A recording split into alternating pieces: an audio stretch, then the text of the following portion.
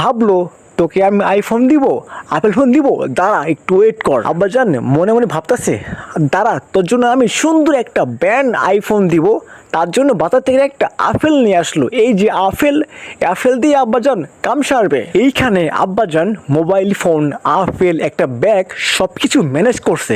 এখন একটা পুরান ফোন পাইলো, তারপর এইগুলো একদমই প্যাকেট করে একটা ব্যাগের মধ্যে যেখানে লাগান ছিল চিঠি, সেইখানে আব্বাজান সুন্দর করে ওইখানে ঝুলিয়ে দিবে। তারপর আব্বাজান এখানে এসে দেখে যে একটা দড়ি লাগানো, সেই দড়িতে আব্বাজান সেই আপেল ফোন লাগিয়ে রাখবে, যাতে আমার ছেলে এখান দিয়ে যাওয়ার পর তার জন্য চোখে পড়ে। এখন আব্বাজান এক জায়গায় লুকিয়ে পড়বে, যেহেতু একটু পরে আমি আসবো। আমি এসে তো একদমই ফোন দেখে মানে হা হয়ে গেলাম, কি ব্যাপার আব্বাজান আমার চিঠি দেখছে।